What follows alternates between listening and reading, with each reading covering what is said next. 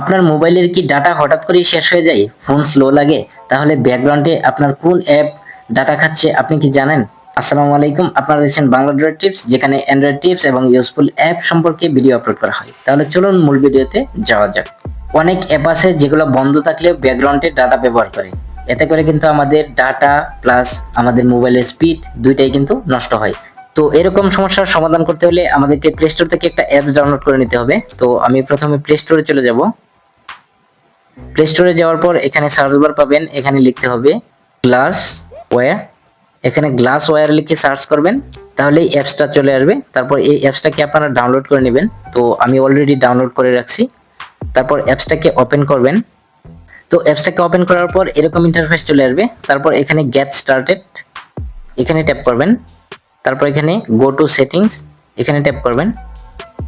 এখানে ট্যাপ করার পর এখানে আপনি যে অ্যাপসটা মাত্র ডাউনলোড করলেন প্লে স্টোর থেকে, সেই অ্যাপসটা এখানে শো করবে।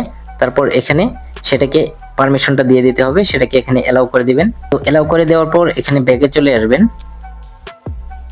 তারপর এখানে নেক্সট, তারপর আবার এখানে অ্যালাউ করে দিবেন। সবগুলা পারমিশন দেওয়া হয়ে গেলে আপনাকে এরকম একটা ইন্টারফেসে নিয়ে আসবে। তারপর এখানে আপনি দেখতে পারবেন যে আপনার মোবাইলে থাকা অ্যাপসগুলা কোন অ্যাপস কত ডাটা খাচ্ছে, সব কিন্তু এখানে ক্লিয়ার ভাবে শো করবে।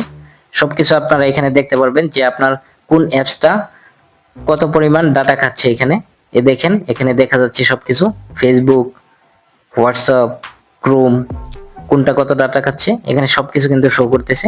তো এখানে আপনি প্রত্যেকটা অ্যাপস দেখবেন যে কোন অ্যাপসটা আপনার বেশি ডাটা খাচ্ছে, সেই অ্যাপসটা কিন্তু আপনি ব্যাকগ্রাউন্ড ডাটা ব্লক করে রাখতে পারবেন। তো আমি যদি যে কোনো একটা অ্যাপসের মধ্যে যাই, এই অ্যাপসটার মধ্যে আমি গেলাম।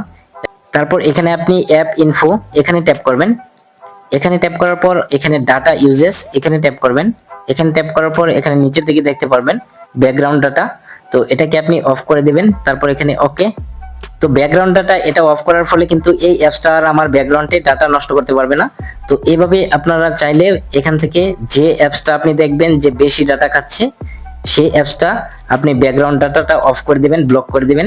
তাহলে কিন্তু সেই অ্যাপসটা আর আপনার ব্যাকগ্রাউন্ডে চলতে পারবে না, ব্যাকগ্রাউন্ডে কাজ করবে না। তাহলে কিন্তু আপনার ডাটাটা সেভ হবে। তো এভাবে চাইলে আপনারা এখান থেকে যে অ্যাপসটা বেশি ডাটা খাচ্ছে আপনি দেখবেন, সেই অ্যাপসটার কিন্তু ব্যাকগ্রাউন্ড ডাটা আপনি ব্লক করে রাখবেন বা অফ করে রাখবেন। তাহলে কিন্তু সেই অ্যাপসটার ব্যাকগ্রাউন্ডে আর চলতে পারবে না, ব্যাকগ্রাউন্ড ডাটা আপনার নষ্ট করতে পারবে না।